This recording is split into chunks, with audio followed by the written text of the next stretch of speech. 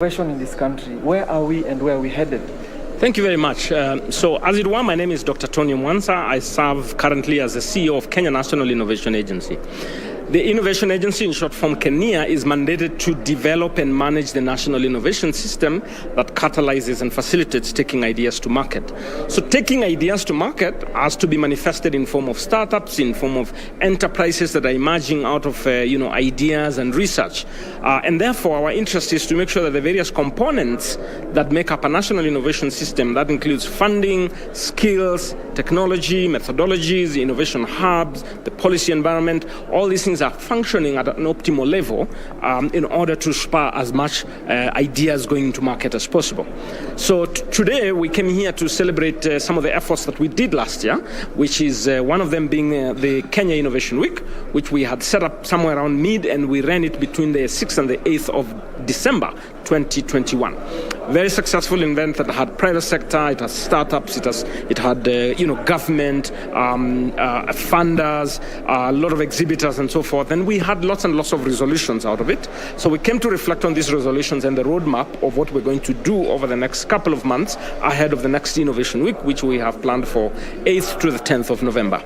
One of the things I think you asked about where we're going, there's a lot of enthusiasm about innovation. And for us, we have a very simple definition of innovation. It's change that adds value. Change that adds value means you can innovate in any sector, and you don't have to build a startup. You can actually change the way things are working in your office, and in a way you've innovated. You can actually do this at home, and you change it the way you do things, and life becomes a little better, less painful, less costly, and so on and so forth. I think as a country, there's a lot of excitement. We now have over 100 innovation hubs across the country. We've got over 1,000 startups at different levels. VCs and angel investor networks are growing in the country. We are seeing startups attracting a lot of funding and growing. But then that becomes more like a wake-up call and say, okay, so where do we want to go the next 10 years? All right? Because unless you define the destination with modest clarity, then you don't muscle the energy together. Otherwise, some people do other things that may not necessarily support your agenda. So one of the things we have committed ourselves this year is to develop the 10-year Kenya's Innovation Master Plan.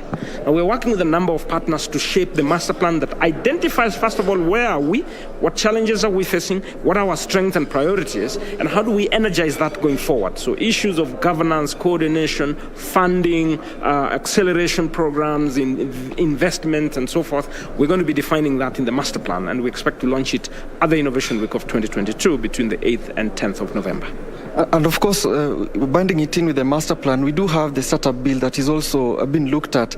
How is this going to play into the scope of things, to also alleviate the challenges that might come with innovation, such as the disconnect between stakeholders or education, skills? How do we do this? Okay, so thanks. So first of all, the reason why we do a master plan is gives a general sense of where we want to go. Then you must have specific instruments, tactics and strategies in between there, along the way, to help you stay on track of that master plan. So you've just mentioned, for example, the startup bill. Not a perfect document. No document is ever perfect, but it's a start point. First of all, it shines the light on the startup agenda. And startup agenda will tell you our challenges, access to market, incubation programs, technology transfer, funding, and so on and so forth. Incubation systems and how they function effectively, and so forth. So the startup bill is trying to address this issue from a regulatory perspective and say shine the light and provide specific support. Now, Kenya National Innovation Agency will be responsible for the operationalization of that startup bill. So once it becomes law, then we will start putting the systems in place that then operationalize that startup bill. A couple of other initiatives that we have in place that support that journey to of the master plan include an annual innovation index. We're going to generate on an annual basis that points how are the universities contributing, how are the startups contributing, how are the accelerators, how is funding looking like, how is research shaping, how is policy shaping towards that master plan. So we've got a series of outputs and mechanisms to support us in that narrative of building to the destination of the master plan. Indeed, thank you very much, and thank you for enthusiasm. I wish we had more time to speak to you, but now we also have to speak to a stakeholder. Brian, you must allow me to also rope in Mr. Philip Thigo from Thunderbird School. talk to us about how exciting this space is right now. Are we in the right time in this generation? Where are we headed? No, I think perfect. And Kenya, as always, has been a leader in technology innovation. I come from the Thunderbird School. We're the #1 school in innovation, but also we're the #1 school on global management. And so basically, if you see why we are here and why we've invested in the Kenya Innovation Week, is because we believe it's not just the right moment, but Kenya in itself is poised to lead in this new revolution. We've seen in the last 2 years that technology is everything, affects how we live, learn, work, communicate. And therefore, you have a country like Kenya that has decided to be the vanguard of vanguards, but also not necessarily just the right moment, but also has the right ecosystem. You have innovators, you have private sector, you have civil society, you have government leadership that then is driving and connecting a lot of these innovators. You also have international organizations like the United Nations that is seeing the opportunity, but also the capability of wielding all these innovations for development, because it's just not about technology for vanity. Of course, what should viewers out there look forward to in terms of looking into innovation? Because innovation has also helped them survive the tragedies of COVID and all these economic turmoils. What should they do at this point? I think at this time, it's self-belief. I think it's a mindset. We understand now that COVID has told us that in most cases in a pandemic at this scale, you sort of have to depend on yourself. And so how do you kind of nurture that spirit of innovation so that you're able to understand these are the problems we have, but also these problems create opportunities. And we saw what Kenyans were able to do in the last year. But then I think it speaks about resiliency. And I think we always hard on ourselves. I work for global schools, so I know this. I've seen many countries, but also I've seen how Kenya has turned COVID-19 into an opportunity. So let this just not be a moment. Can this be a lifestyle in a way that we turn all our challenges into opportunities? Thank you very much for speaking to us here on KBC. Obran, there we have it. The challenge there is for also yourself. I hope you have innovated as well to diversify your revenue stream and also create jobs and wealth for the entire nation. Back to you. Well, very interesting there. And yesterday the annual wealth report came out, which is issued by real estate company Knight Frank. And you know what they said? That Kenya is making many new millionaires out of technology. And we're talking about metaverse, blockchain, as well as trading in cryptocurrencies. So that is the new frontier for young millionaires. So you need to go through that report and see yourself how you can fix yourself. Because the report was actually saying new millionaires in Kenya are being made through entrepreneurship. So if you are planning to become a millionaire, then entrepreneurship is supposed to be your space. Let's come back to the studio here. I told you we want to look at the hospitality industry, how it was impacted by COVID-19 and how it remained resilient. And we are talking to the country manager for Fairmont Hotels. This is Mehed Morad. He's been here before, and of course, I'm sure you like his conversation. They announced, by the way, yesterday that one of the oldest hotels in Kenya, that is the Fairmont Hotel, or this is just not right opposite KBC, that is the Norfolk Hotel. They are opening on the 4th of next month. Yes, we'll discuss that plus more. Thank you, Mehdi, for finding time to be with us. First of all, let me take you back to May of 2020 when you announced that you're shuttering your businesses at the Norfolk, the Mara, and Mount Kenya. And, at that time there was a lot of confusion and a lot of uncertainty in the hospitality industry. I mean, how did you arrive at that, I must admit, very, very sad decision? It hit us. We really didn't have much choice, sadly. Within days after the announcement from the government of shutting down the airlines, all the airspace for Kenya, no more visitors. Mm-hmm. These are hotels that rely a lot on international business back then. And even for the local business, like for Mount Kenya and recently Mara, there was also restriction of movements. Nobody can come out of Nairobi. So very quickly it was clear, because within few days you went from decent occupancies or acceptable occupancies to 0 guests. Mm-hmm. So every guest that checks out, that was leaving, was not replaced. So very quickly in Norfolk, I remember, by the 1st of April, we were on 2 guests, and mid-April, we had no more guests in the hotel. So the decision came very obviously. There's no business you can sustain without any streamline of revenue. So we had to start negotiation and discussion with our employees, with our owners, investors, and take that very, very hard decision indeed. Mm-hmm. And what was the reaction of employees? Sadly, there was a lot of confusion. You know, I wish communication was better back then, but there was so much uncertainty, so much risks. I mean, everybody was afraid. Nobody is aware of what was coming next and so on. So, not the best the first days, as you could read and hear, but that's very old and dusted story. Then we managed to have proper conversations, agreements, and then understanding. And I really, really warmly thank our employees that have been waiting during all this period, because we're recalling our employees. We're not, in Norfolk, for example, we're talking about the Norfolk. 90% of the employees that will reopen the hotel are the same employees that were at the closing time, except the ones who left for other opportunities. We supported some of them, found jobs abroad, some found jobs here in our other properties, also in Kenya, and we sustained them to the best we could with the Accor Artist Fund, which was a stipend we've been giving on a regular basis. But still, it was very hard, and I really, really thank them for the amazing efforts, because without them and without their sacrifices, we will not be opening today. What would you attribute the breakdown in communication between you and your employees to?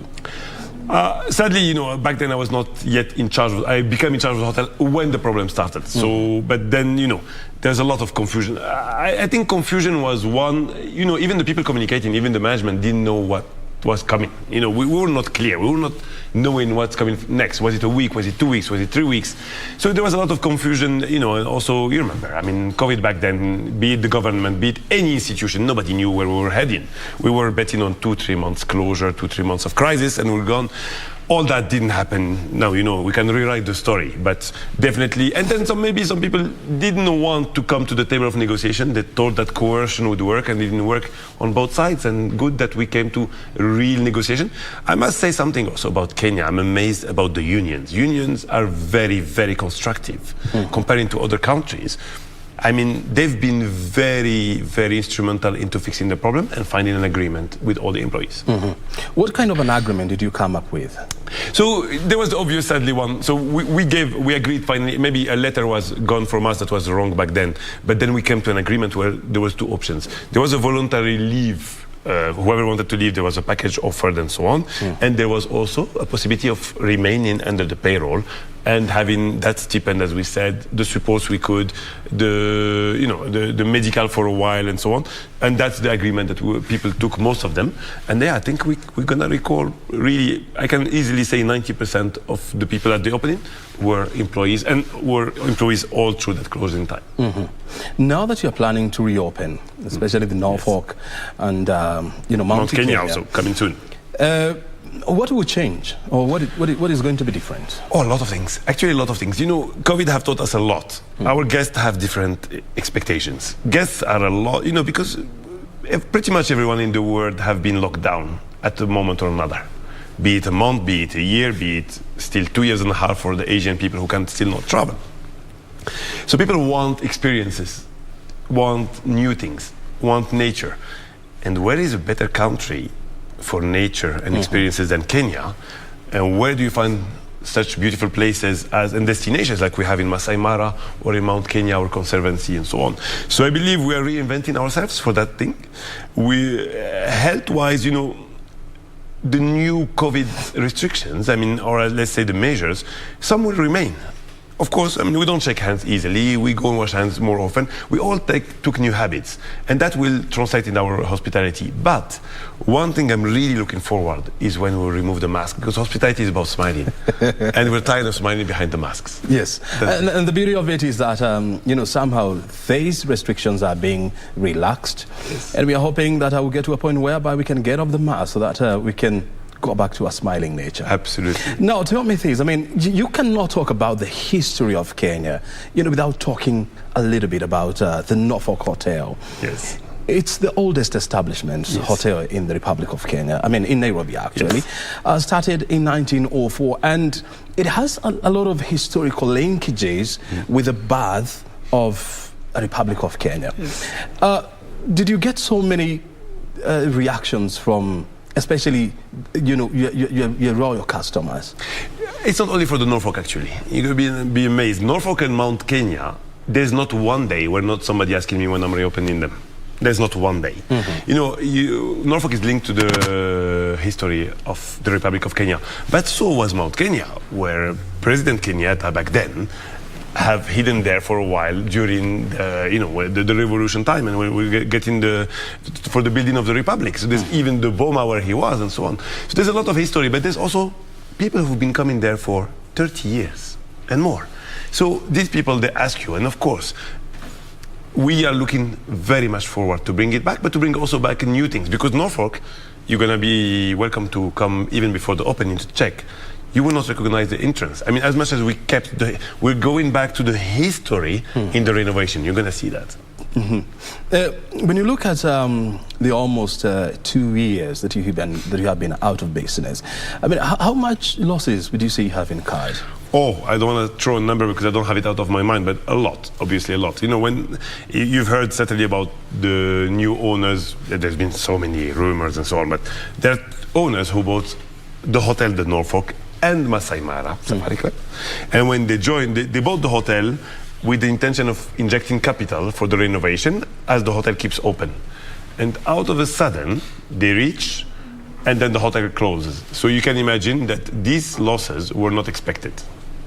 Mm-hmm. And, talking about the new owners, I mean, you came into the industry when the COVID-19 was taking a toll on the global economy, when hotels were shuttering. And this was like akin to throwing a new swimmer into the deep end and expecting them to survive. Yes. Did you feel that at first? I mean, me personally not, because I was the general manager of the Movenpick Hotel. So I was here before. So hopefully I managed to see Kenya prior to that to that global downturn. But the new owners, indeed, they just reached, they signed, I think, in end of March, if my memory is right. Yes. And right after. Actually, around 27th March. And 27, they signed on 25th. 27th, we closed the country. You closed down. That's the thing. Mm-hmm. So yeah, definitely it was a difficult time. But anyway, that's the past. We want to be positive. We want to concentrate on the future. It's going to be a very good one. Very good one. Tell me this, I mean, when you look at the three establishments, the Mount Kenya Safari Club, the Norfolk, and of course the Mara, which one would you say sustains your business? They're really on one hand, they're independent, but on the other hand, they're interconnected. Yep. Basically, most of the series coming from the US, the guest who comes from the US would land in Nairobi, spends a night or two in Norfolk, goes to Mount Kenya, then goes to Mara, or vice versa, goes to Mara, then to Mount Kenya. So it comes as a package? Yeah, it comes as a package, for most of the international guests at least. Mm-hmm. Now, Mount Kenya has a massive local market. It's one of the hotels that gets most of them, whose clientele is mostly local, which is also fantastic. Oh, really? So yeah. Mount Kenya reopening, because there was a lot of also repositioning of the property and so on, it took us a bit longer than we wanted. But globally, that hotel, most of the people asking me about Mount Kenya are local guests who want to go back to their Mount Kenya, as usual. Masai Mara is a very specific, as you know, Masai Mara. We're not into the Masai Mara Game Reserve. We are into a conservancy, which is an amazing experience, a bit different from because it's more exclusive, less cars, high quality tourism, low impact on nature, but also very connected to the community. They're all, let's be clear, they're all profitable businesses. They were at least all profitable businesses. Let's hope the future carries the same for us. But they're independent. I cannot really compare them, but yeah, that's the position. Mehdi, I mean, 2 years, you have been out of business. Yes. Other hotels have opened long time ago. Yes. People who you're in business with. Why has it taken you 2 years, to reopen? There were a few questions. Depends on the hotels. Some hotels are dependent on different markets. We never closed our Movenpick Hotel in Nairobi. We never closed our IB Styles Hotel in Nairobi because there's a lot of corporate business that goes into these hotels. That was one. Now, it's a reality also because of the losses that we incurred. funding for reopening and works, because we didn't want to open the same hotel that we closed 2 years ago. Yeah. So that took a bit of time, plus some discussions, but hopefully we are there now. But, I will say something. It's the first time I close hotels in my career, and it's been 22 years, and maybe 15 hotels or 10 hotels I worked for, I can't count it like this. But we open hotels, that's what we do. So when you're not in the business of closing hotels. We're not in the business of closing hotels. So when we closed the hotel, I can remember the discussions we were having with the head office. We didn't know how to do it. What should we do? Because we don't close hotels. Hotels can be sold, rebranded, but how many times you heard of hotel closing? So that was a very unusual and unexpected event, and we hope all that it's a one time that happens in the history of the humankind. But yeah, it was a struggle to reopen because also we were not ready to close. Look, when you look at the three of your brands, or would I say, first of all, let me first of all talk about the two brands, the Norfolk and the Mount Kenya, Safari Club. They are very old establishment, and they have a long history, and they have a very well established clientele. But the world is changing. Now you have staycations. Now you have Airbnb, coming up. And the modern day tourist is not just looking at a place where they can spend the night. They're looking for something more or much bigger than that. And there is a feeling that somehow your establishment never changed with the changing times. Yeah. But that's also one of the reasons we took more time to open before opening them. And I'm looking forward to announce for the Mount Kenya, to give you an example, all the set of experiences. We really moved away from a hotel from a normal hotel, the hotel that you used to know, to a hotel within a conservancy, providing a wide selection of experiences. We breed in the mountain bongos over there. We are the only place where mountain bongos are breeded because we want to do a rewind and a reintroduction. So we're working about experiences, about that rewinding, that reintroduction. So guests will be able to really get to do just the same way gorilla tracking is happening into Uganda and Rwanda. We are establishing the bongo tracking into the wild. So there's a lot of experiences that are going to come back. When it comes to the Norfolk, you're going to see the whole arrival experience, even the sitting area. You used to have the bar alone, Chin Chin. It used to be a historical place, by the way. It used to be very busy in the time, then it went down. And then you had, I don't know if you remember, we used to have a piano bar. The piano bar is coming back. Oh, it's coming back? Yes, opening on Chin Chin. I don't want to say too much because I'm sure I'm going to invite you, KBC. Then the next time I'm going to do an interview, I'm going to do it inside the Norfolk. I'd be happy to have you there. We're going to do it from that new areas. Let me ask you this. How are you planning to cope with the competition, especially coming with the new establishment? We've seen an upsurge in the number of rooms in Nairobi, and this has also suppressed, the cost per room. Yes. And, when I was looking at, IATA, where they were saying that, the cost of a room in Nairobi has come down by about 40% in the last 3 years. Have you felt the impact of that? So, you see, let me speak about my open hotels. Let me speak about Mara Safari Club. Fairmont Mara Safari Club, we opened in July. Actually, our average rate is still the same. Our occupancy went a bit down, but this year is amazingly promising. You see, again, as you said very rightfully, it's not any hotels. These are iconic hotels of Kenya. And because you have the repeating guests, but you also have the repeating client, and you have the market. You take the US market, we are the leaders on the US market, we've always been, and the market is expecting us back. And we have not changed our rates, actually. The rates are still the same. They're still the same? Yeah, the rates that we have contracted for 2022 are the rates we are selling today. That hasn't changed. We didn't have to drop the rates. Now, if you take the existing hotels, Ibis Hotels have done his best rates since the opening these last 3 months. Oh. Yes, and so did Move and Peak Hotel. So no, dumping the rates in the market doesn't take you anywhere. But Ibis is more of a budget hotel for you? Absolutely. And Movenpick is more of what you would call business hotel. Business hotel. Absolutely. Premium business hotel. Premium business hotel. So the ratings of the two has to be classified as very different from the others. It is. So when you look at Ibis and when you look at Movenpick, and this is where you have a lot of new development, Yes. coming in with new hotels. We have new hotels coming also. Yeah. Yes, exactly. We do. Have you felt the impact of competition on that end? I mean, as I said, competition on the occupancy, not on the rate. Because you don't, by dropping your rates, you're not going to create a new market. You're just going to sell to your market at a lower rate, which doesn't make really sense. But you have to be innovative. You're talking about Ibis. Ibis is a budget hotel. But have you been to that hotel? Yeah. In the restaurant? On the weekend, if you don't book 2 weeks in advance, you will not get a seat. Because they created that lifestyle of a budget. But when it comes to the food, it's one of the most amazing nyama choma restaurants in any hotels in Kenya. Now, when you take Movenpick, the revolving restaurant, same story. So it is about that. It used to be a Swiss restaurant, if you remember. And we changed that. We went into Mediterranean, and it's been a fantastic success story. So it is about innovation. You have to keep innovating, and then hopefully you're going to mitigate the impact of more rooms coming. And three of your iconic brands, that is the Mara, Mount Kenya, and Norfolk, they're not very big on conference. Absolutely. Are you planning to upscale these? Because, look, when you look at the mice, the mice business in Kenya, is the third biggest in Africa, and it is projected to continue growing at a rate of 20%. Why do you want to be left out of this growth? So we don't actually. Basically, you see, Movenpick is definitely the leader hotel in Nairobi for the mice. So that's a market that we know very, very well.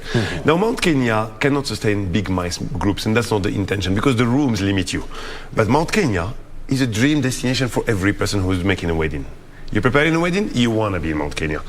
And there's only that many weekends in the year, so people book years in advance. We have bookings for next year and for even 2024 positioned for Mount Kenya. Yeah, always been the story. And we're bringing new experiences into the conservancy and so on to make that moment even, because you want it memorable. So we want to make it even more memorable for you. So no, the intention is not to compete on that. For Masai Mara, as I said before, we're looking at low impact, high quality. If you start to bring groups, then you're not reaching that. You have to walk the talk of what you promise to your guests. So no, we're not looking for that one neither. Now, for the Norfolk, has been historically one of the biggest supplier of outside catering because on the ground the space is limited. You know how CBD is, and CBD is a very expensive place to expand. We're looking to upgrade our existing facilities, but we're going to put a massive effort on the outside catering, where we come and do it wherever you need us. It's going to be the Fairmont signature with amazing chefs, and we come and do it with our service wherever you are. And the other thing about, the Norfolk Hotel is the fact that, having built in 1904, it can be classified as a modern, a hotel with a modern feel. Yes. Do you plan to remodel the Norfolk, to look, to have that historical feeling, but still with a futuristic touch? Exactly. It's not futuristic because you want to respect the history, but we want a fresh history. So you want to take the history, refresh it, and provide it. Because you cannot... We have no intention of becoming modern in Norfolk. It can't be. That has never been in your... No, we don't want that. But we want to have a fresh-looking hotel with the actual designs, but respecting and carrying the history of that hotel. And that's what we are, I hope, and I just walked out of there this morning to come to you, because it's across the road, and I'm very happy with what I'm seeing, because now, it was all about works, now we start to see things back on the wall. No. It's not back, but new things on the wall, and it's really beautiful. I mean, look, when the ownership of... the Norfolk and the Mara and Mount Kenya exchanged hands, there were reports that there were plans to bring down the Norfolk Hotel and put up a multi-storied hotel. Was that the case? No, never. It's been just a rumor. I heard also it's going to become, what was it? Was it a retirement house, then hospital and everything? Oh, just for the record, Mount Kenya has not changed ownership. It's still the same owner. It didn't change. It's just the Mara. Norfolk and Mara, yeah. But no, none of these plans were, this all rumors, not coming from us. Somebody, sadly, either badly intentioned or not knowing, tried to make up a story. Very well. And look, when you decided to close down indefinitely, I mean, you did not have an idea as to when you are coming back into business. Yes. And the Norfolk Hotel, you know, being a significant hotel in the sense that it shares in the heritage of this nation. Oh, yes. Did the government consult you? I mean, government has extended help. Let's be fair. The Minister of Tourism, Ordinary C.S. Balala, came to us, asked us how can they help. No, there have been a lot of discussions, and also, of course, wondering. It came up to the highest places in the state, asking us what's happening and so on. Sadly, as we said back then, and they were aware of it also. Huh? I mean, everyone when we closed the country back then also, we never expected to be more than a month. It was 1 month. Then that month became 6 months. And we kept extending. In our position as a business, you cannot just say, I'm closing 1 month and extend every month, because your partner suffers. So you say indefinitely until you come back. So now that you're coming back, how is the excitement and how are you expecting to be received back into the market? I mean, it's amazing. Amazing. I mean, for the first excitement is us, employees of the hotel, be it all the employees or myself, seeing the smiling faces in the middle of the hotel today, preparing for the reopening, everybody running, but happy. That's one thing. Now, the clients, of course, are expecting us. So, you know, when we issued that letter 2 days ago, that you've seen, so many calls, so many encouragement calls, support, and so on. So we're really, really happy, and the excitement is really there. And you called me immediately. Say, come, meet us. Exactly. Tell me things. I mean, a lot of things have changed, definitely, you know, since you closed the operations, you know, about 2 years ago. How do you expect the market to receive you? Because a lot of things have changed, definitely, in the hospitality industry. Well, the good news is we've been really taking the temperature all throughout the time. And, you know, we have other hotels open. So no big risk from there. We don't see much of challenge. And, of course, one of the biggest challenge we're going to all see is what's coming next. We have this year is a year of elections. It's also, you've seen what's happening, the very, very sad events happening in Ukraine now with the war over there. There's a lot of things. I mean, now petrol is going very high. Yep. Then, you know, we are not independent business. Hospitality is not independent. We are interdependent to everything. If the food goes up, we feed it. If the petrol goes out, we feed it. Now look what's happening with the flights. Flights are increasing. I mean, if a flight from Dubai to Nairobi have just taken a 20% up on the rates since this week. Because of the petrol, because of the restriction on Emirates not having enough flights back to Kenya. All these kind of things. So we're impacted by pretty much everything. Very good. I mean, I want us, first of all, I want you to hold your thoughts on that, because the Ukraine crisis, of course, is another game changer, you know, altogether in the hospitality industry, and of course, in the geopolitics of the world. We'll be discussing that because that is going to be a very interesting conversation with you. Look here, we're having this conversation on how the hospitality industry is re-emerging from the COVID crisis, and we are in the company of Mehdi Murad. He's the general manager for Fairmont Hotels and also the country manager for Accor. And this conversation, of course, we've been having it for the last 30 minutes or 35 minutes, you know. And we now want to take you to Nyamira County, where the Azimio Brigade has pitched tent in a bid to popularize their outfit. Let's listen now to our reporter who is on the ground. Well, thank you so much, Brian Kimani, back in Nairobi. We are indeed coming to you live from Nyamira Primary Grounds here in Nyamira County, actually, where the ODM leader is expected to lead the ODM charge, or rather the Azimio la Umoja movement that is expected to pitch tent here in Nyamira and Kisii counties after the yesterday's rally in Nakuru. O'Brien, following the weekend's endorsement of the ODM leader to go out and seek partnership in his bid to become the fifth President of the Republic of Kenya, we expect him to lead the ODM and the Azimio la Umoja charge here in Nyamira County as he seeks to sell his 10-point agenda, which includes the Baba Care. We also expect him actually to talk about the social protection program, where we will be taking care of those that are vulnerable socially. And just part of that, you understand that now it is a political season and the campaigns are enhanced as the top coalitions are seeking to cover as much ground as possible and convince as many voters as possible. And yesterday, like we reported, the Kenya Kwanza was in actually in these two counties, and now it is the Azimio la Umoja that is now taking turn and seeking to wash away the gains that had been made by the Kenya Kwanza coalition yesterday. And as you can see from behind me, the dais is already set and the crowds are already gathering here by moment. And just before the ODM leader leads the charge here, Brian, you'll allow me to engage just a few residents here to get the feeling on the ground and get to understand what they expect the ODM leader to talk about, if so that maybe they can get convinced to support the coalition ahead of August 9 general polls.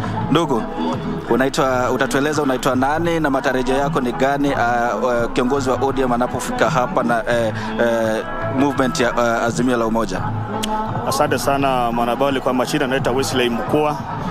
Aswa mimi ni mkaaji wa mji wa Nyamira County, na tuko hapa kwa sababu tunangojea kiongozi wetu Mheshimiwa Raila Amolo Odinga akuje ili atuweze kutupilia ama kututubilia yale maoni yetu sisi kama wananchi wa Nyamira tunataka. Number 1, ningeomba sana Mheshimiwa Raila hivi anapoingia aongee juu ya uchumi. Ukiangalia uchumi sana, uchumi umekuwa ukisoleta mno sana. Ni kama vitu vimepanda, mafuta ya mboga imepanda, sukari imepanda. Sasa sisi kama wanabiashara wa chini sana huwa tunaumia zaidi. Ya pili, ningeomba mheshimiwa akija aongee juu ya mikopo. Huwa tunachukuanga mikopo, lakini interest ile ya kurudisha mikopo imekuwa ikituumiza zaidi. For example, tuseme kama mtu umeenda kuchukua pikipiki ya mkopo sasa ni 1125 ukiwa na pesa kwa mfuko yako, lakini ukichukua mkopo huwa unalipia shilingi 1200 na 10 200,010. Sasa hiyo pesa inakuanga pesa mingi sana kwa mwananchi. Tungeomba aweze kurudisha interest tafadhali. Na pengine lengo la kiongozi huyo wa ODM, lengo lake kuu labda ni kushawishi wapiga kura ili kuunga mkono muungano huo wa Azimio la Umoja. Ni nini haswa pengine nyinyi kama wakazi wa Nyamira mngependa sana labda azungumzie kabisa jambo ambalo linawahusu hapa hivi Nyamira, azungumzie swala hilo, labda ataweza kuwashawishi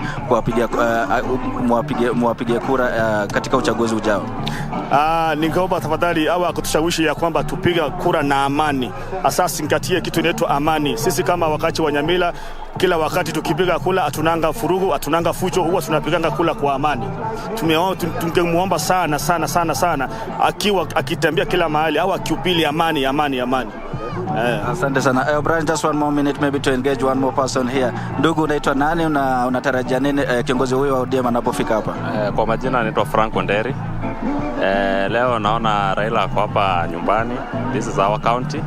Na tunatarajia vitu mingi, especially kwa Raila. Hii ni uongozi ambayo we can trust kama vijana, na tunajua atakuwa anatupatia uongozi and way forward kama watu wa Azimio, na tunaona tunaungwa mkono na watu wengi sana.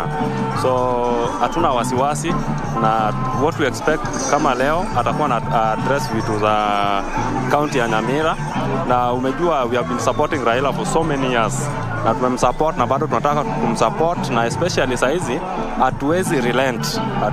Saizi ndio tunataka tusukume Raila kabisa hadi afike State House. Na leo we are so happy, na tunataka kukaribisha kila mtu Nyamira County. Hii ndio county ambayo ina support Raila Amolo Odinga kabisa, na hatuna wasiwasi. Yes. Na wewe kama vijana, inasemekana kama vijana ambao pengine what we call about youth and employment, ukosefu wa kazi kwa vijana, hilo imekuwa swala sugu katika nchi ya Kenya. Labda ungependa kiongozi huyo wa ODM labda zungumzie swala hilo kabisa anapokuja kuwashawishi ile kumpigia kura? No, kitu najua na uongozi wa nchi, everybody haizi kuwa employed. What tunataka Raila Amolo Odinga akiingia katika uongozi wa nchi, atupatie environment kama vijana ambao tunaweza fanya biashara, wale wanaweza pata kazi wapate kazi, because unajua Kenya imekuwa nchi ambao kila mtu anakimbilia kuajiriwa. So tunaomba akiingia katika ile uongozi wa nchi, president wa nchi wa Kenya, atutengenezee environment, na that's why tunamsupport. Atutengenezee environment mzuri ambao tunaweza fanya kazi, wale ambao watakuwa wanaajiriwa waajiriwe, unaona. So hatutakuwa na wasiwasi, na hatuna wasiwasi na uongozi wa Raila. Tunajua kazi tutapata, wale ambao wanafanya biashara watakuwa wanapewa support, na umesikia hata anasema baba care. Baba care ni kitu ambacho itatusaidia. Tunajua First Lady Margaret Kenyatta alitusaidia na Linda Mama, amesaidia wamama sana. So vile Raila pia anakuja, anajua ameona wazee tumeumia sana, vijana tumeumia, analeta vitu kama baba care. Sasa tunashukuru sana Rais mtarajiwa Raila Amolo Odinga. Asante sana. Ndugu, naona una hamu sana kuongea. Una yapi ya kusema? Naitwa Martin Onyango. Natoka sehemu ya Homa Bay, lakini huko ni kwa masomo. Chenye nataka baba aseme, tuko shida sisi kama vijana, hatuna kazi. Tumesoma lakini tuna hustle tu, tunatembea tu hapa, yaani tunazorora tu. Sasa tuna kazi. Hiyo tu niko nayo. Thank you so much. O'Brien, those are some of the expectations, and you can already say that the residents here are very high in expectations, and they actually expect the ODM leader to talk about the state of the economy. Just recently, you saw the trending hashtag lower food prices, and that shows the situation in the country, and the residents in Nyamira County are not any different, and they actually hoping that the ODM leader will be talking about the state of the economy when he makes his way here, as he seeks to convince the voters here to support his bid in the coming general elections. And like I mentioned, this is now the first, actually this is part of the 10 extensive campaign across the country, and the ODM leader will be leading the Azimio la Umoja charge in Kisii, in Nyamira County. From here, from the Nyamira County grounds, he will be heading to Keroka, and finally they will wind up with a rally at Kisii Sports Club in Kisii County. And O'Brien will be keeping tab and noting every remark that will come from the proceedings, and will compile the same comprehensively in our subsequent bulletins. It's back to you, O'Brien, in studio. Wycliffe Okech there in Nyamira County. He's tracking the movement of Azimio la Umoja political campaigns. And the most interesting thing is that, for reasons, Kenyans are now talking about, the real issues that they would want politicians to address. The issues of the cost of living, the economy, security, peace. Those are the critical issues that Kenyans are discussing now. They're not very much concerned about so many other things, but at least talk to them about those four things, and they're willing to listen. And that is the Kenya that we are looking forward for. Wycliffe Ochieng there in Okech, in the county of Nyamira, whereby he's tracking the movements of Azimio la Umoja. We also here, we are tracking the performance of the hospitality industry. In the last 45 minutes or so, we've been talking to Mehdi Morad. He's the country director for Fairmount Hotels. Remember yesterday, they issued a report or a statement that the Norfolk Hotel is opening on the 2nd of April this year. That's less than a month from now. And so he's here with us. We're almost winding up. But not before we talk about the geopolitics, Ukraine and Russia. The two are in conflict. How do you expect these to impact the hospitality industry here in Kenya? Bearing in mind that for the first time in 8 years, fuel prices, global oil prices, have gone up to around $115 a barrel. So, the conflict itself, the very, very sad conflict, let me start by there, because I lived in both countries. I lived in Ukraine and I lived in Russia, and I have very close friends on both sides. It's very, very, very sad to see what's happening now. Now, as a result, except for all the horrible things, the life losses, economically, Europe would be impacted mostly, not Kenya. Russian and Ukrainian business to Kenya has never been very strong. There were some, new arrivals, if you remember. Was it in October or November? I remember the first flight coming directly from Ukraine. Then another one was from Russia, and so on and so on. But that remains a limited percentage of visitors for Kenya. Now, that hiking in the prices of the fuel, that's gonna really, we are very, very dependent on the airlines because nobody comes to you by boat. People fly into Kenya. So we are dependent on the airlines and they are suffering big time. And that will impact, they're already coming out of a very, very difficult period with very weak balance sheets. And, they used to take this guarantee on oil prices that they all dropped because at a certain point during COVID, it went so down, it was not making sense anymore. So they're going to all get that effect as a ripple effect that will translate into the flight tickets price. And then, of course, some companies will not survive this crisis, I guess. So no, it will definitely it is a heavy threat on our summer business that is very big. Then there's definitely going to be an impact, sadly. You see, the beauty of it is that, you were in Ukraine when, Russia also moved into Ukraine and hived off, the Crimea. Yes. It was slapped with severe sanctions by the West. Yes. Whether they have worked or they haven't, the jury is still out there. But now, with the new restrictions, the fact that, Russia has been, some of Russia's banks, they have been removed from the SWIFT global financial system. Some countries cannot deal with Russia, the way they used to. And also, bearing in mind that, Kenya had taken a deliberate effort to market itself, to Russia, Ukraine, and the Far East nations. Yes. So do you expect to see, some significant impact, going forward, even as you plan to reopen? The real question will be which sanctions will Kenya take? Is Kenya taking sanctions? Are they forbidding any flights? Nobody's going to come out of Ukraine or Russia, because of now the flights are being blocked all over the place. In general, nobody would fly over a country in war or at risk, which makes sense. So there is no impact on our existing business. It will definitely have an impact. At least in terms of visitors, but it will definitely have an impact on the perspectives we had from these markets. Definitely, that's not going to happen for this year, at least. Very good. Before I let you go, I want you to paint for us a picture of how the hospitality industry is going to look like in the next 2 years. Bright, smiling, and positive. We're coming from such a horrible time.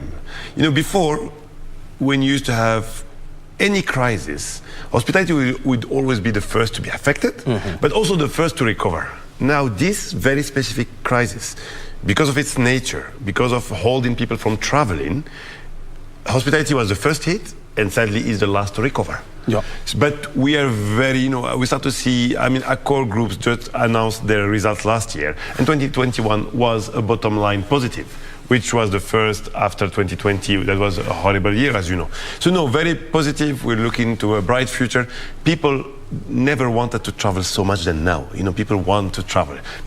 We like our freedom. We like to travel. We like to discover. It's our human nature. So we definitely gonna see more people. I see a fantastic opportunity for Kenya, as long as we embrace it, not only hospitality alone, but government also. We need a really support in there, promotion bureaus, and the MICE, we've been talking about it. We've been pushing and pressing and asking for a proper Congress Center in Nairobi. We deserve it. We are an amazing country in the middle of Africa where we can there's a lot of potential. We just need the government to embrace and support on this. And I know there are some conversations on how to construct a modern convention center, at the Bomas of Kenya. Yes. I've lost track. I don't know where they are in terms of those conversations, but I do agree with you that they have taken too long to be implemented. And the Kenyatta International Convention Center, has been a fantastic center, but it needs to be upgraded. Exactly, just like our hotels have needed, and we do in it. We're doing that. Exactly. Mehdi, thank you very much indeed for finding time to be with us. Good luck and all the best. Thank you very much. Asante sana. Very good. We've been talking about the hospitality industry and the impact it had on, because of the COVID-19 complications. And of course, we've been talking to Mehdi Morad, the general manager for Fairmount Hotels, and also the country manager for Akon. Well, you have all heard it from him. My name is O'Brien Kimani. The conversation on the geopolitics of Russia and Ukraine conflict is coming up right here. Why it affects you and why you need to pay attention. Regardless whether you are a farmer in Karachuonyo or a business executive in high offices here in Nairobi. We'll be having this conversation right here. Don't go anywhere.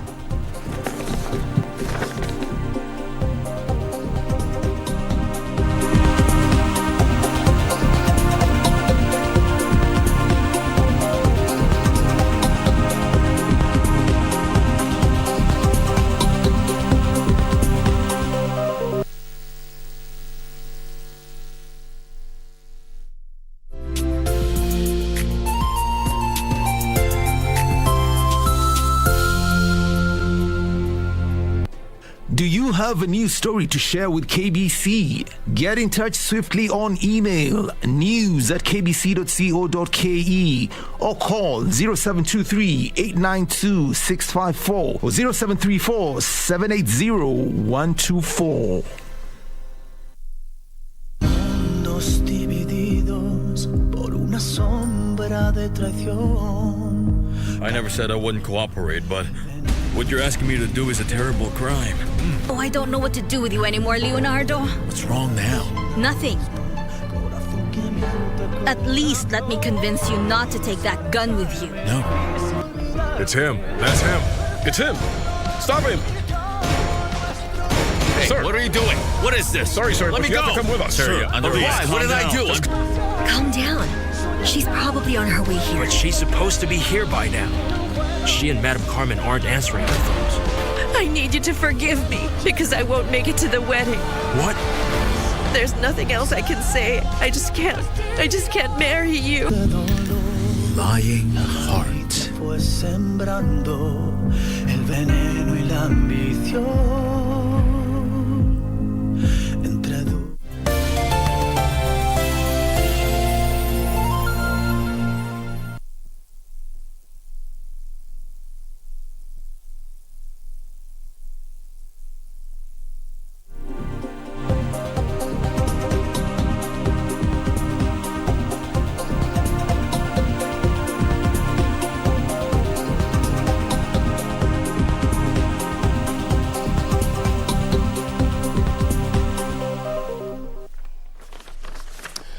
Very good. If you're just joining us, this is just to let you know that today is the 7th day since Russia moved into Ukraine and started a military engagement there. There are casualties on both sides. Yesterday, I was listening to Russian Foreign Minister Sergei Lavrov, where he was saying that so far, about 500 Russian soldiers, have lost their lives. On the other hand, the Ukrainian, they have lost about 2,600 people because of this conflict. The West has moved in with sweeping sanctions. Whether they are going to have an impact on Russia, the jury is still out. This is not the first time that the West is imposing harsh financial sanctions on Russia. Remember, they did this when Russia moved into Ukraine again in 2014, and they hived off part of Russia in the name of, part of Ukraine in the name of Crimea. This time around, they are there, and it's just a question of days before they move into the capital city, which is Kiev. This morning, as I was waking up, and I was going through the briefings, and there was confirmation that the Russians have managed to take over the city of Kharkiv, which is Ukraine's second biggest city, with a population of about 1.4 million people. They have taken over. That was according to the mayor. And they have also moved to the port city of Odessa. The question is this: how far and how long will this conflict continue, and what kind of an impact is this likely to have on Kenya, on Africa, and the rest of the world? I may not have this question for now, but I have a person in the studio. He's an expert on geopolitics as well as security matters. His name is Delano Kilu. You have seen him actually here, and I tell you, when he analyzes these things, you like them. Kilu, thank you very much indeed for finding time again this morning to be with us here. Help us understand this. Why would a farmer in Karachuonyo care about what is going on between Russia and Ukraine? Well, thank you very much, O'Brien, and it is such a pleasure to be a guest once more with you. It's a very unique time. I think that we are now facing, as a world, new crises. We haven't seen this type of dimension of challenges, and we expected that 2022 would be a bit more smooth sailing. However, that farmer in Karachuonyo, he's a farmer. He relies and depends on farm inputs in order for him to raise whatever crops he is growing. What many people don't know today is that a lot of those farm inputs actually come in from Ukraine. Some few are imported from Russia, but we rely heavily on countries like Ukraine for farm inputs and for us to be able to carry out or conduct our normal business.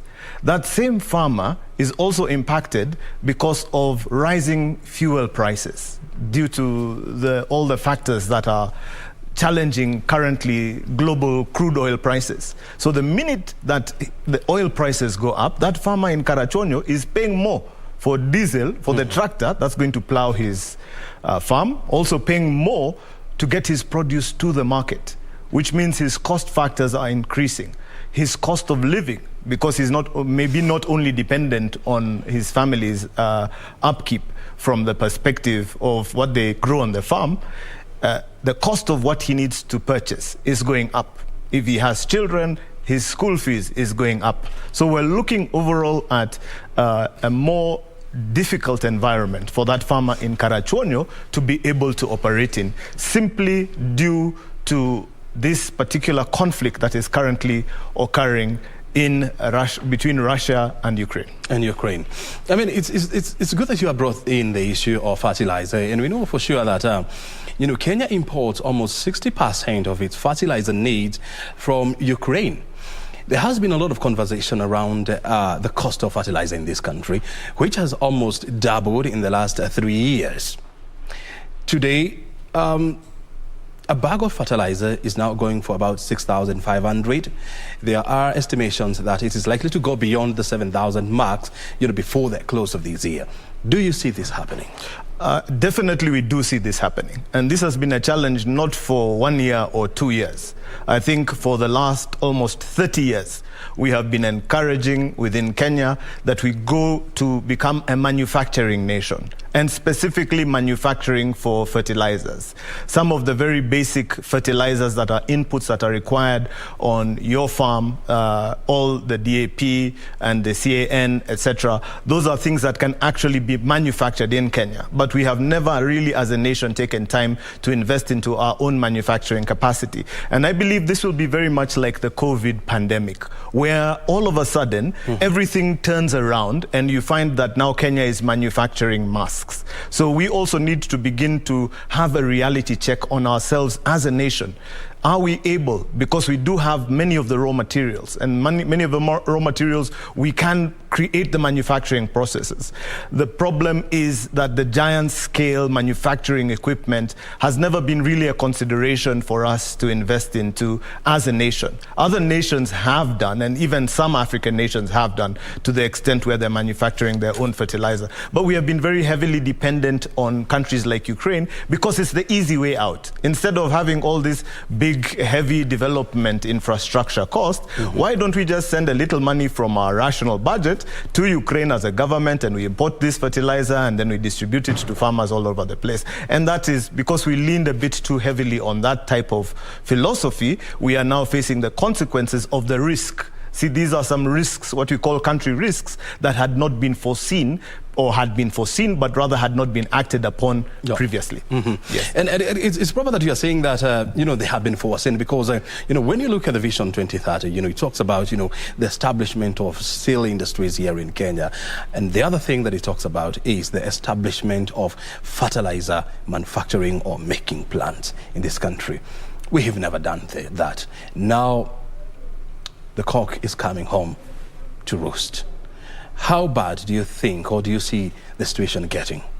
Well, as we speak currently, where we are with Ukraine currently, at this particular moment, the situation, unfortunately, is only getting worse, as at today. Despite the severe sanctions imposed on Russia? The sanctions are actually fueling and accelerating the pain. as much as those sanctions have been imposed on Russia, and we now see a new sanction which has now been confirmed, that Russia is being removed from the global SWIFT system, which is the money transfer system that banks use to transfer money from country to country or from bank to bank.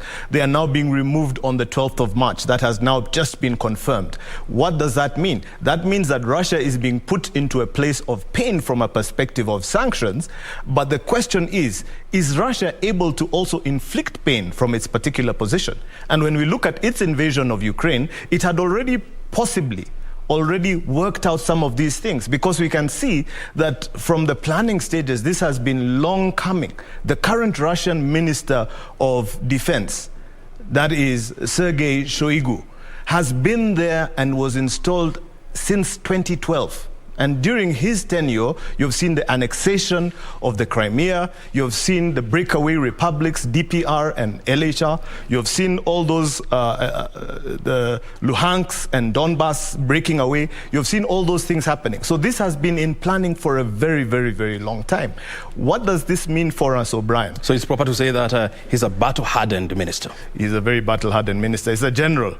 He's a general, and a military general at that. So they have been thinking through all the situations. And what many people don't understand is that Russia is very closely knit and interwoven internally in terms of how it does its own internal trading, etc. It is dependent on imports, and its biggest trading partner currently is actually China.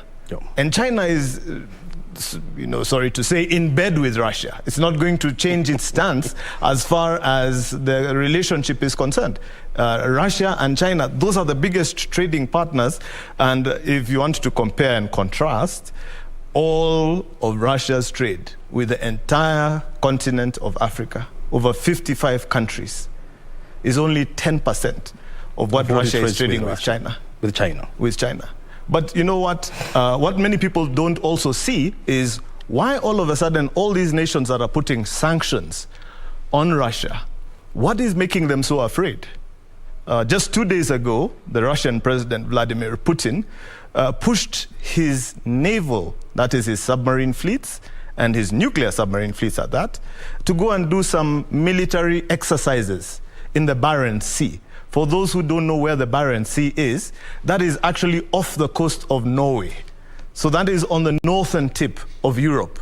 And the Barents Sea, if you're thinking strategically, is also not a very long distance, because it's very close to the Arctic, that it can be able, if you're sending off nuclear intercontinental ballistic missiles, to reach the continental United States of America. So here you are putting sanctions on Vladimir Putin as the president of Russia. At the same time, he's gone into what we call military and naval exercises, and he's put his nuclear forces on high alert. That means he's holding a dagger at the back of the people who are putting sanctions on him, regardless of this current conflict that's taking place in Ukraine. And then you begin to understand the geopolitics of what's happening right now. And that's why, even though many European nations had decided that they would support Ukraine by providing them with their old Soviet warplanes, they then very quickly retracted only 2 days ago and decided that they're not going to share those planes with the Ukrainians. They don't want to get involved. And this is after Putin said that any Western military warfare used in Ukraine will be seen as an act of aggression. Exactly. And they're going to react. Exactly. And when somebody says an act of aggression, it simply says, in other words, you want to declare war against me. And if you declare war against me, then I will have the right to do whatever I want to do. Also remember, right now, the trust level of international nations to do with the statements made by the Russian president, the trust level is extremely low. Why? Because he started off all these military exercises, and we've been monitoring from here. Zapad, for example, 2021, which was the exercise in and around similar to what happened this year. And it was very, very large. And for us, we were monitoring and saying, this exercise seems a bit too large to just be an exercise. Why are we having such a large exercise? The same question which we asked at the beginning of this year. So in constant press conferences and press statements, the president said that he would not invade Ukraine. And then the very next day, on the 24th of February, he went ahead and exactly did that. So you can understand the position of many nations around the world in not trusting the fact that these are just nuclear military exercises taking place in various places like the Barents Sea and other parts of the world. They're very concerned that Vladimir Putin, the president of Russia, might actually cross the line, the unbroken line of nuclear war. They're very, very worried about that. That's a key concern. Look, it's a threat. As a security expert, I think it was on Sunday where, Vladimir Putin said that or ordered his special forces to be on high alert. And the world took this to mean that he has ordered his nuclear forces, to be on alert. And he said that if NATO or the West intervenes in this war, he's going to act very, very fast. What did you interpret that to mean? It meant very simple. Vladimir Putin, the Russian president, is putting himself into a position of dominant influence from a weaponized perspective. In other words, he's saying, I have a gun and I am now loading the gun. I've not yet pointed it at you, but please be aware that I am holding a gun. So it's not yet smoking, it's not yet pointed at you, but please be aware that I am armed. If we look into the background now from a security expert perspective, what is he exactly talking about? Precisely, Russia, over the last few years, has been really, and forgive the words, but hell-bent on developing nuclear missiles and their platforms which can evade missile defenses. That's all that they've been doing. They've built it out, and they are so far advanced with hypersonic weapons delivery systems. And actually, they are ahead even of the United States. Actually, they're way ahead of the rest of the world. And they have platforms such as the Kinzhal, which Russia doesn't even need to go very far. It has a 3,000-kilometer range at hypersonic speeds, is able to evade missile defenses. Theoretically, Russia, from within its territory, using a Kinzhal, could hit even the United Kingdom. So these are the things that are making many global leaders very cautious of how they approach Russia and what kind of decisions they want to make in any discussion with Russia. Couple that with some of the supersonic bombers that Russia has in its air force. Those have great range, and refueled, they can almost reach any part of the world. And with a 3,000-kilometer range, that means that these planes can actually unleash hypersonic missile delivery platforms from way beyond the horizon into targets on the other side of the horizon. And this, very few people and very few nations have the capacity or even the ability to defend against such kind of aggression. So what they're saying is, yes, we understand that there is a form of aggression that is currently taking place in Ukraine. However, is it yet at what we call the WCS? What is the worst case scenario?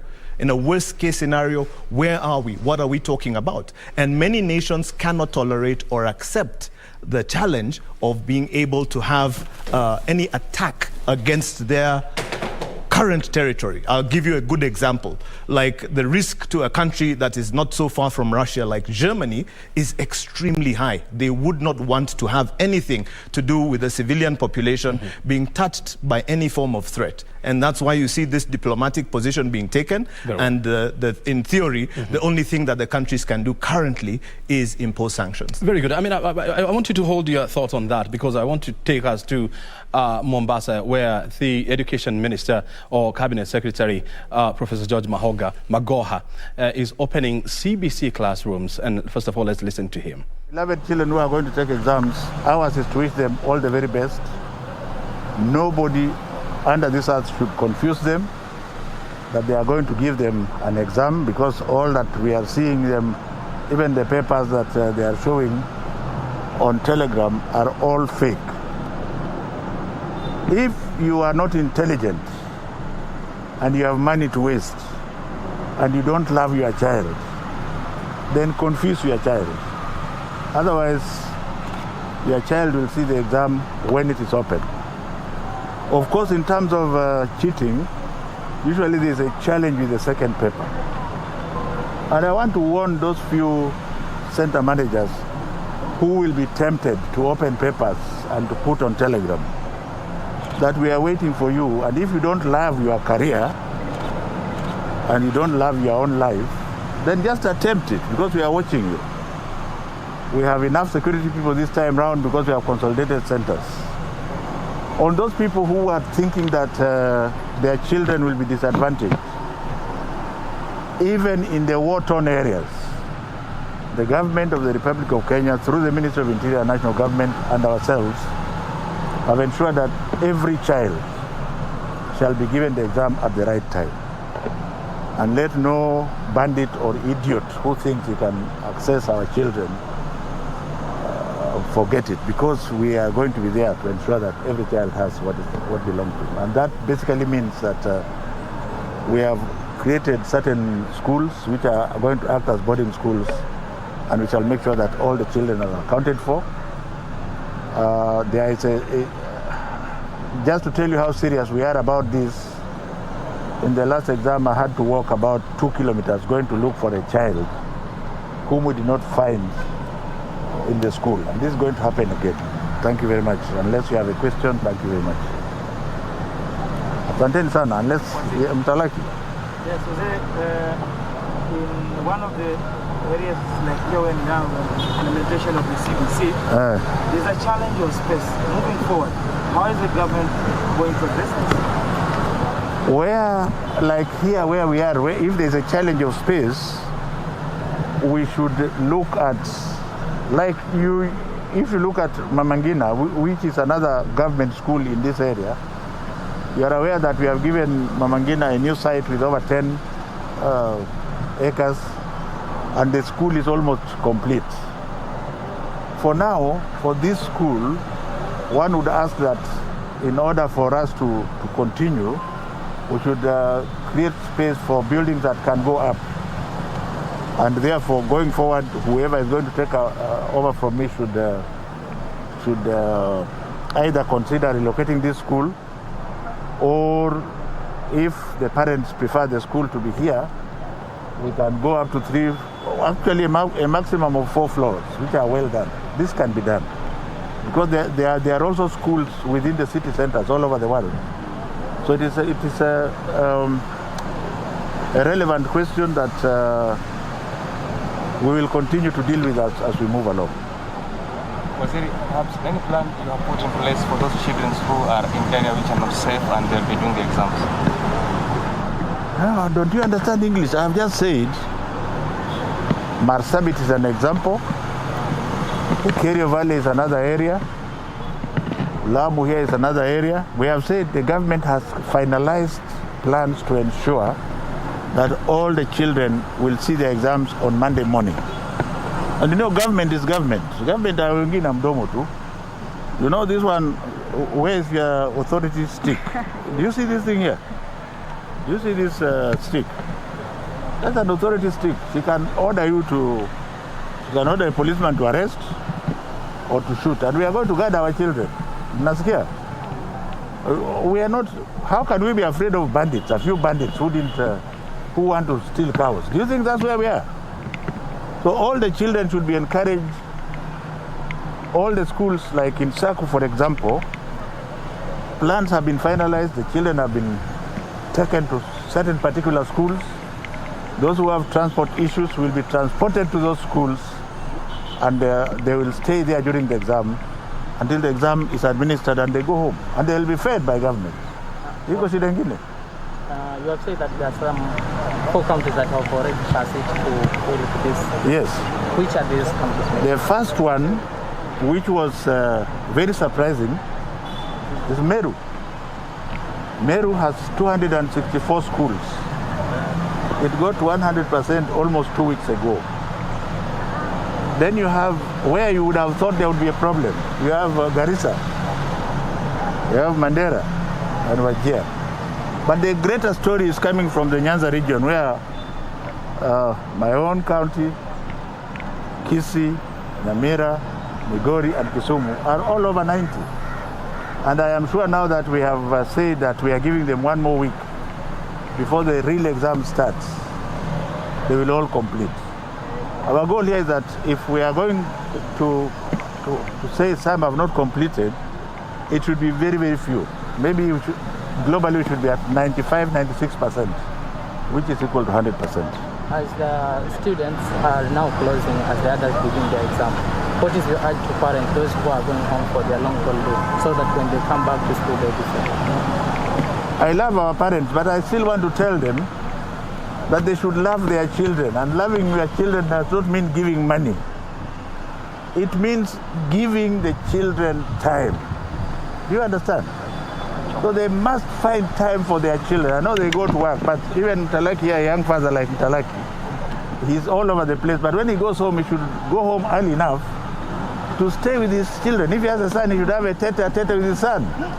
And the mama, the wife should have a tete-a-tete with the daughter. That is what CBC is going to bring back. Because CBC will ensure that you engage your parents and go back to report to the teacher, and they are making noise about it. But it is very good. Are we together?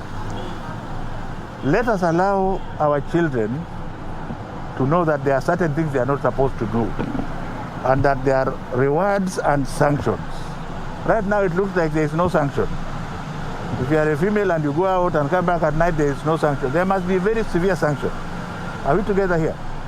This is what our children need, because there's nothing else I want to say. And I want to wish them well. It doesn't mean when your child is at home, you give the child a lot of money and freedom. Then they'll go to drugs and alcohol. When they come back to school and the teacher is trying to put them back on track, then they say, but who is this one? Some of them even want to be teachers. Even the nonsense of trying to ban school so that they can get attention. People are saying, oh, create a commission or create a task force. For what? The task force is at home. Take time with your children and they will understand. Are we together? Yeah, if you have nothing, tell your child you can't have this because that's what I have for you. And life doesn't depend on you having everything. There's no time you'll have everything. Was it vacation and tuition? Vocational tuition, which is fleecing the parents and making sure that nothing is done, is not allowed. You know that. Because what happens is that you keep children and you fleece them of money and you are actually teaching them nothing. I am glad to say that when schools open, we shall be going to grade 6 of CBC, which does not require any of these things that we are talking about. Because most of the things you are supposed to do are done at school and the tasks are done at home. And there is no cost, because if you come from Kenyans, where I come from, and there is no money, you use what is around you. If you ate in a silver plate at Mtalaki's house, you will go and wash that silver plate. But if you ate in a calabash in Magoha's house, you go and wash the calabash. You have still done the washing. Are we together here? So let us remove politics. And I want to re-emphasize here that as far as the government is concerned, government is still right now led by Uhuru Muigai Kenyatta. CBC is going nowhere because you and I believe that it's good for our children. That's the main reason why it's going nowhere. And that if there are discussions that you want to continue to ask about it, I think it should be done in a very sober manner, not in a political rally and not in a public baraza. Let's just interact because it is doing extremely well. My last question, there was a ban for well-wishers and politicians not to distribute food during exams. Is the ban still on?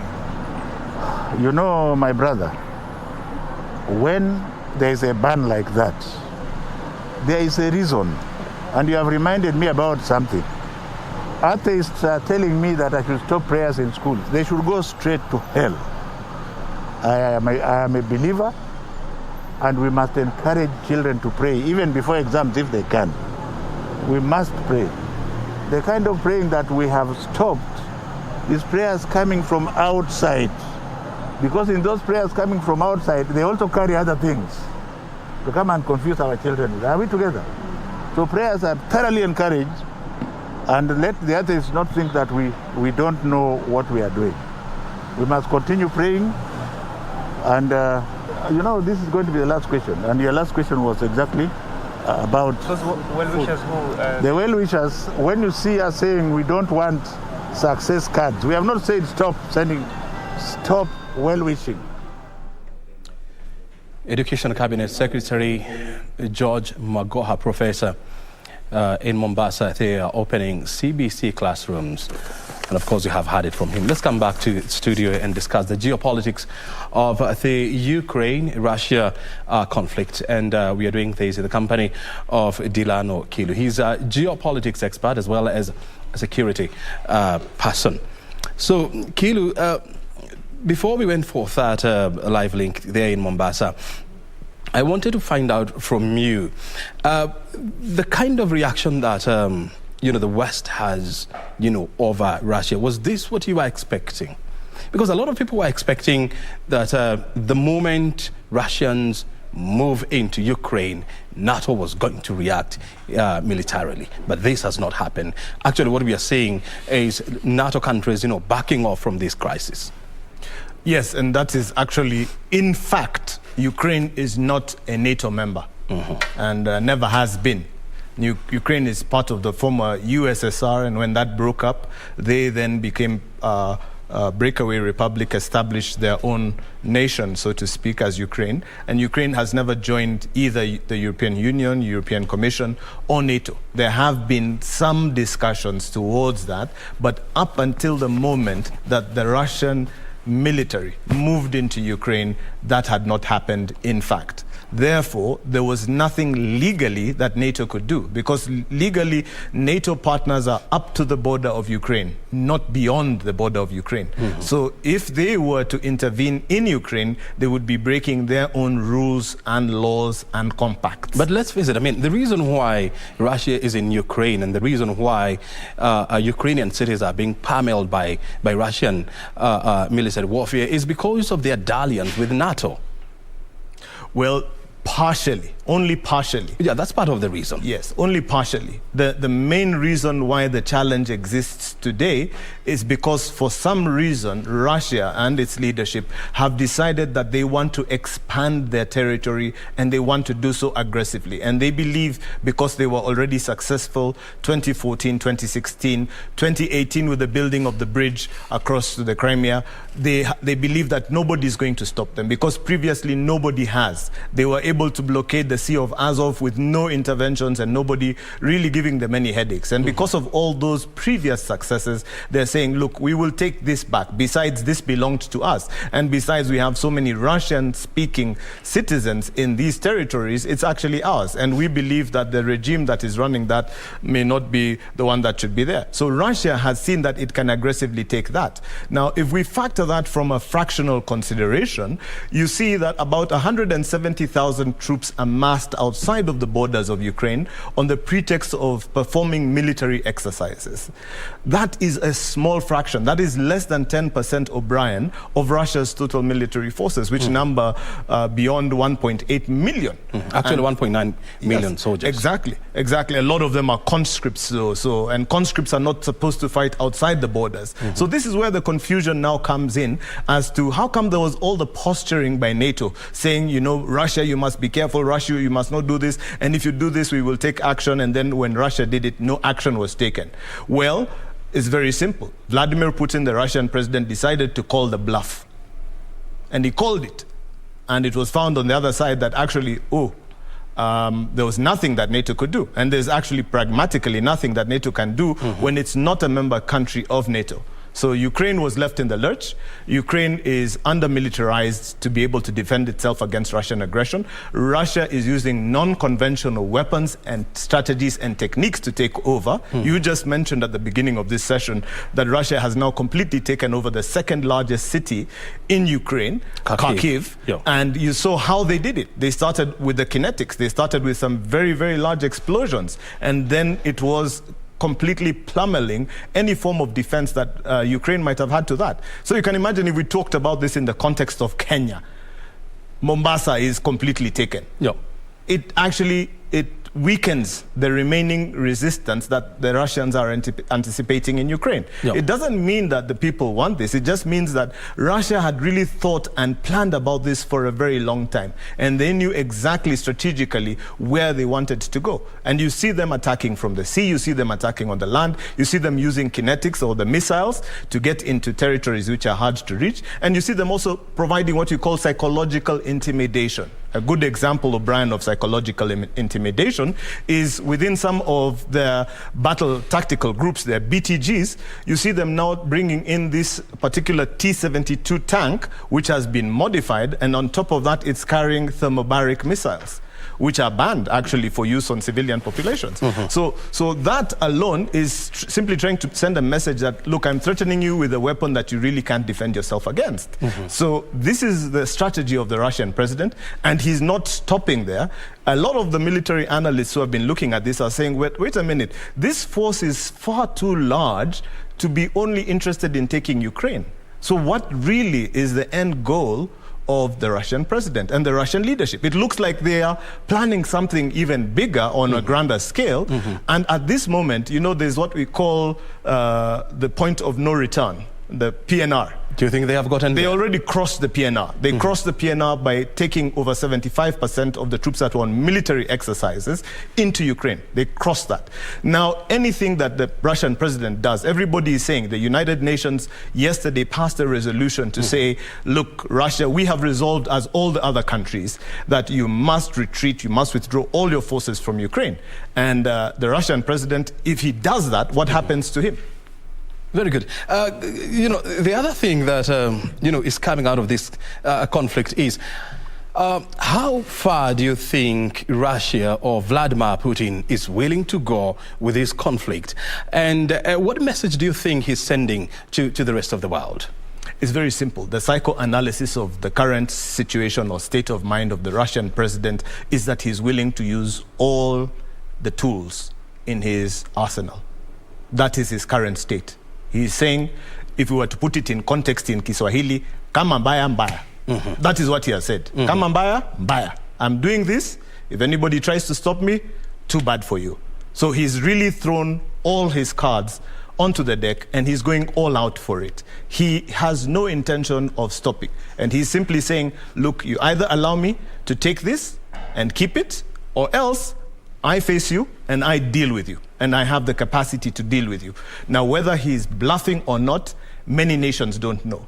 But intelligence analysts... And nobody wants to risk with that. Nobody wants to risk with that, because they're saying that this man has the ability, at an order, through his various structures, military structures, he can really touch almost any part of the planet right now with destructive capabilities. So nobody wants to risk their populations and their way of life by actually challenging the bluff. So right now, Russia is in a very unique position. It's very strong and very dominant, but the sanctions are intended to simply bleed it and to take away some of that strength, because military strength is based on the basis of strong economic and financial strength, which is what Russia has had for quite a few years. It isn't the biggest military spender on the planet. However, it does have sufficient arsenal to make it a challenge for neighboring countries. Countries such as Germany have really never upgraded their military capabilities to the extent where they can be able to defend against that. They've been depending on NATO, that NATO will be here for us in case anything goes wrong.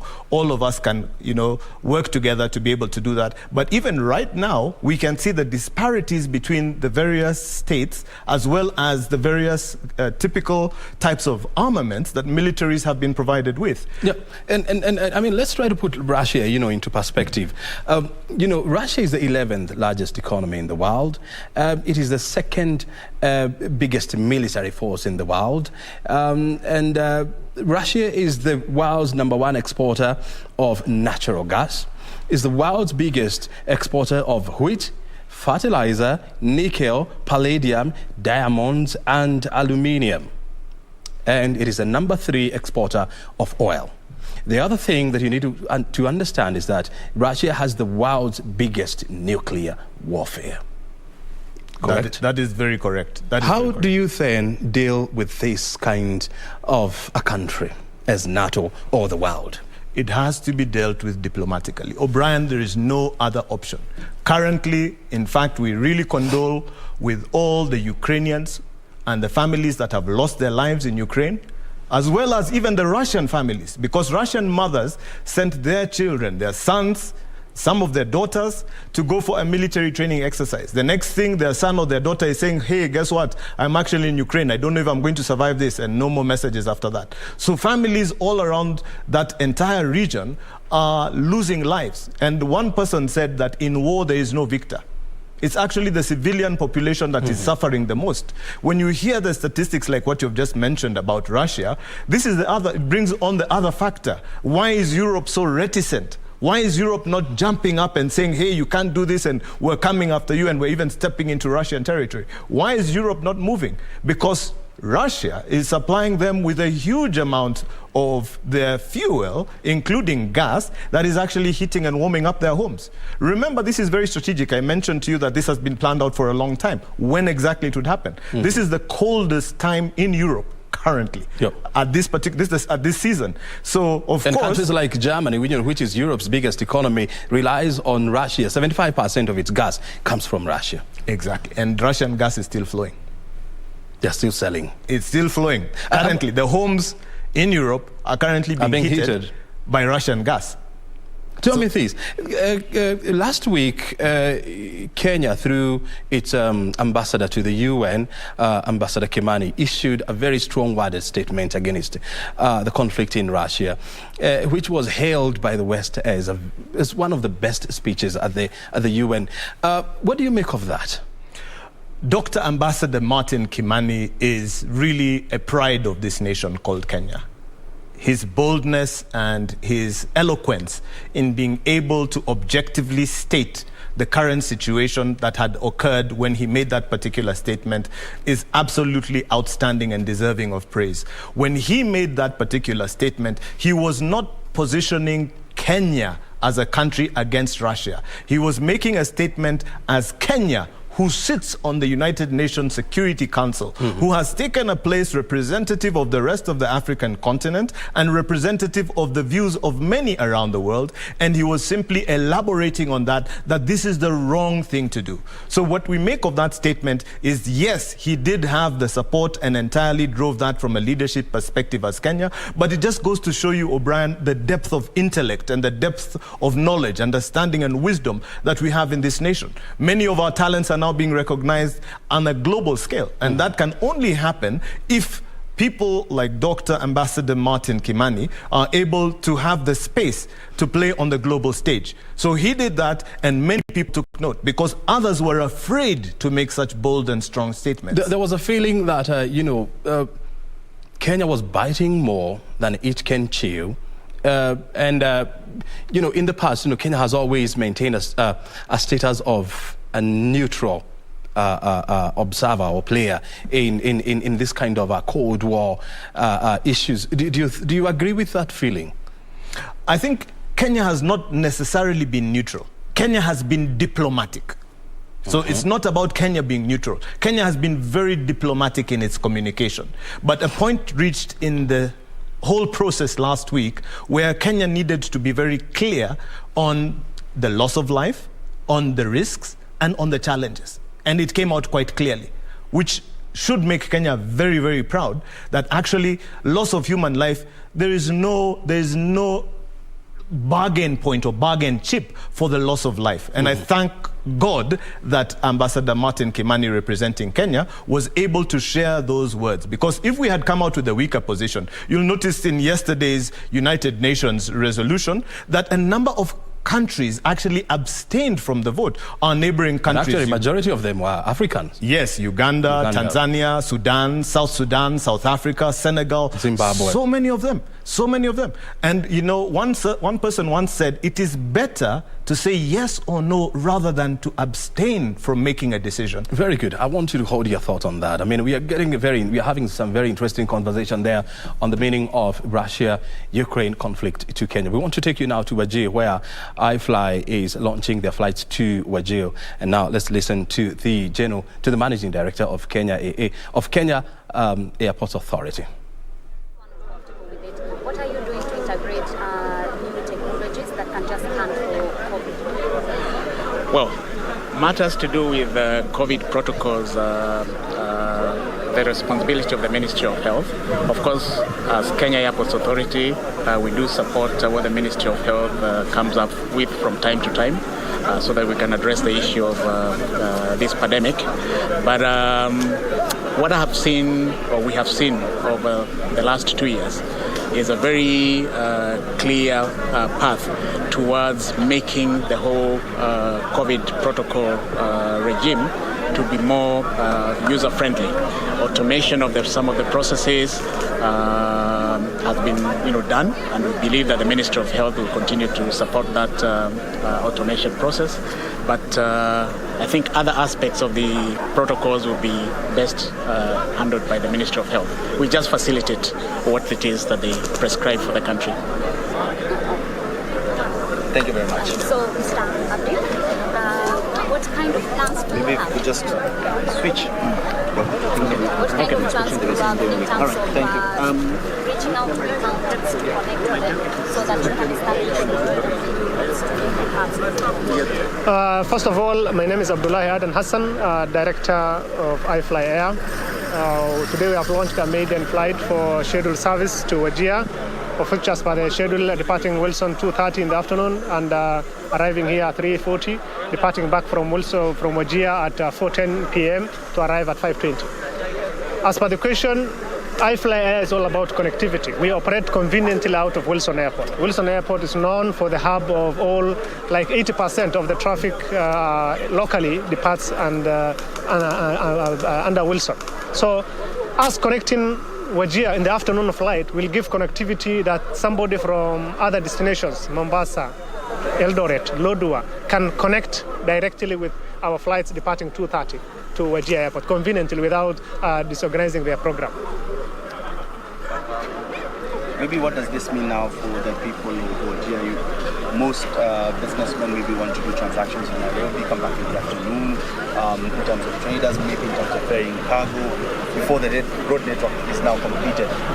Air transport is seen as the main link between now Wajir and the rest of Kenya. Maybe what does this mean for the people of Wajir and also people who want to do business in Wajir who not? Yeah. Our flight comes in with a way that free trade can exist with the upcountry and here Wajir. Our timings is favorable to the business community, that somebody can fly into Wajir with other airlines in the morning and fly back without sleeping in Wajir in the evening, does his business in Wajir and then goes back to Nairobi. Vice versa, departs in the afternoon Wajir from Wilson Airport, arrives in the evening and does his transaction overnight, and the following morning or the following day departs. So our timing was strategically to address the problem that exists in Wajir currently, where if the morning aircraft, if you miss it, then it's up to the following day.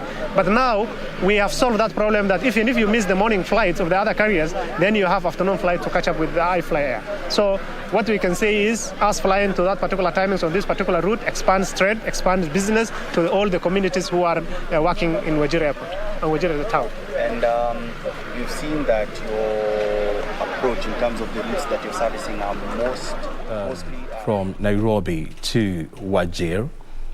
And of course, we'll keep you posted on during our subsequent bulletins. Let's come back to the conversation here in studio, even as we wind up our conversation. Kilu, I mean, one of the low moments of the Russian-Ukrainian crisis was seeing Africans being turned at the border between Europe and Ukraine. And the world never reacted, with the zeal you would expect this to happen. What do you make of that? Well, in times of conflict and times of crisis and in times of war, people do not behave rationally. So we can't expect everybody to behave rationally. You'll be very surprised to find that in particular situations, even within families, it becomes every man for himself and God for us all in a lot of situations. But the way the white people are treated compared to the way black people are treated, I mean, it's intolerant. It is intolerance, O'Brien. We agree. It's not acceptable. It's not acceptable. But it's also good to give the full context of what was happening. Mm-hmm. The full context, it was not only Africans, it was also Indians. it was also Asians.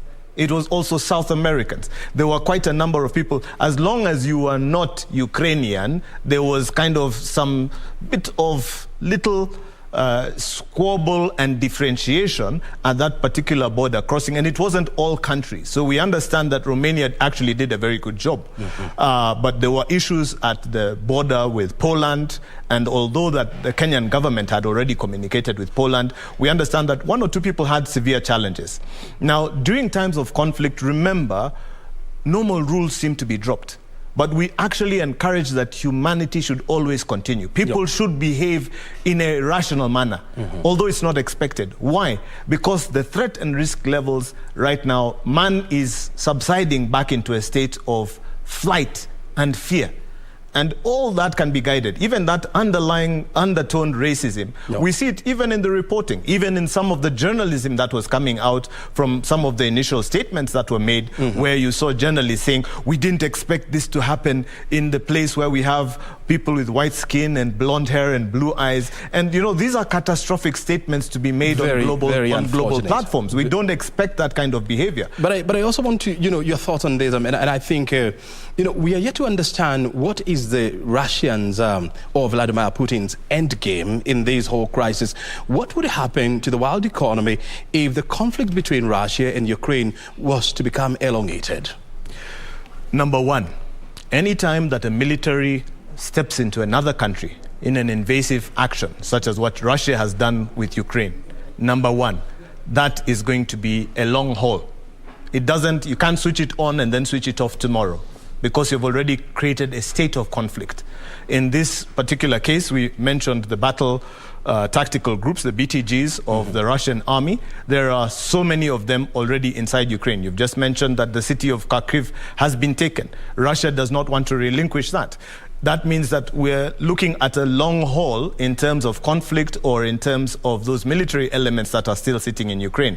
What does that mean for the world? One, the first thing it means for the world is psychological anguish. What is that? Psychological anguish is even if I'm sitting in Kadhonzwene, and this is the news every single day. All the news, when I put on KBC or I listen to the radio, KBC radio, and all I'm hearing is the number of dead and the number of lives lost and the children who are killed. There's a psychological trauma that comes upon the people.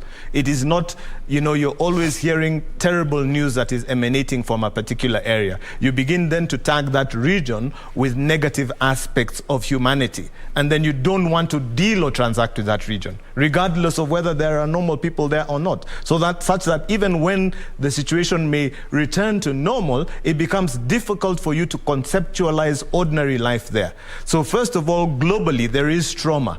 Globally, that's why you see so many hashtags trending on social media that I stand with this, I stand with that, I do this, I do that, because people are feeling something. Now, worse than that, people are beginning to act on those feelings. And you saw with the Ukrainian President Zelensky, when he requested and welcomed fighters from other nations to go and join him, that a lot of these nations, you saw individuals who have tactical and military combat experience or training beginning to actually sign up and saying, I'm going to fight in Ukraine. I'm going to fight in Ukraine. This also has a negative impact.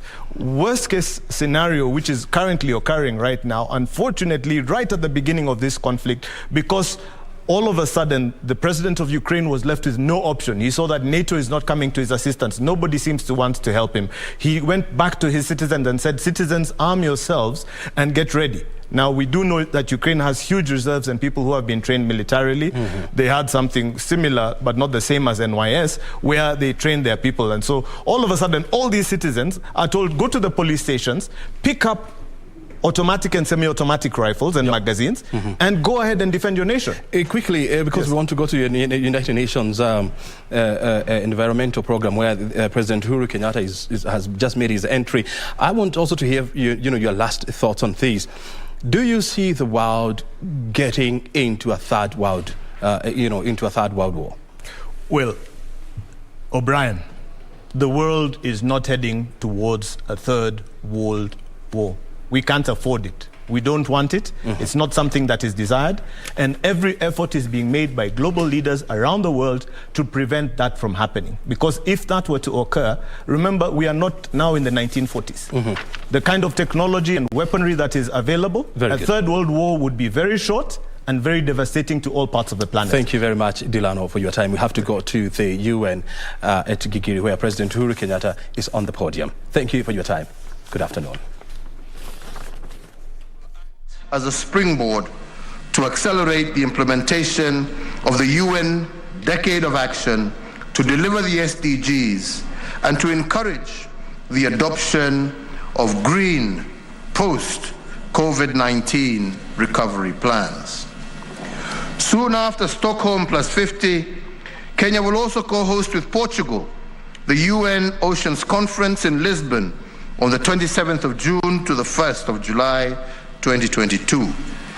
This conference will seek to propel the much-needed science-based innovative solutions to sustainability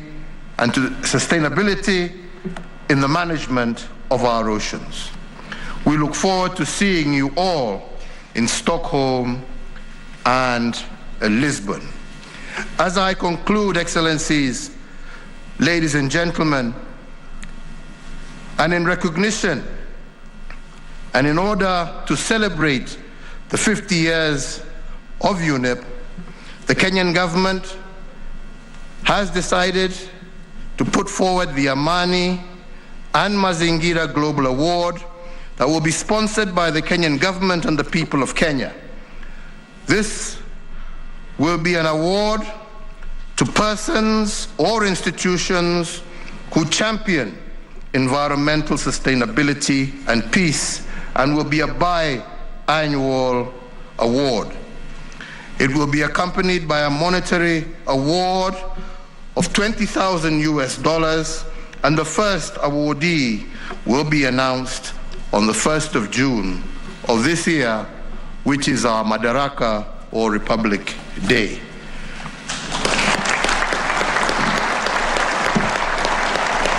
With those few remarks, ladies and gentlemen, I thank you all for your kind attention. Thank you.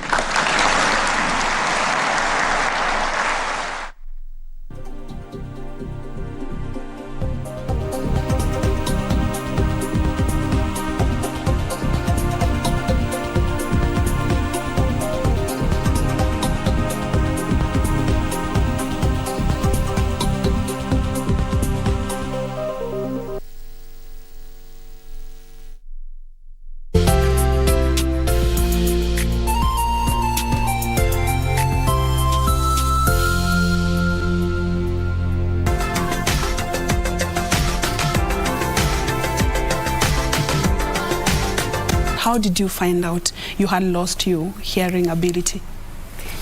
All right. When I got sick, I went to the hospital.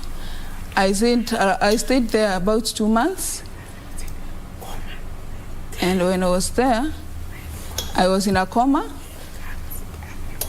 And when I woke up, I found that I couldn't hear. Have deaf facilities that have sign language interpreters? I can't remember which hospital have sign language interpreter. So you have to come up, you have to come with your interpreter, or you go talk to the doctors.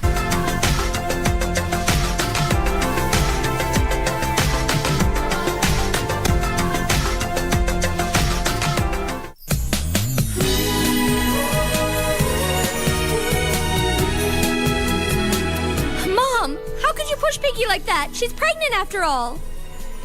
I just told her she couldn't go. Are you going or not? Hurry up. So you've had this all planned out, didn't you? Otherwise, how could you get everything done and prepared in such a short period? Where's Pinky?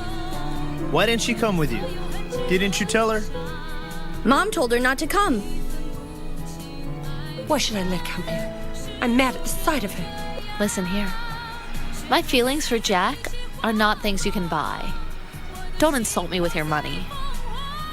Fine, I'll get it ready anyways.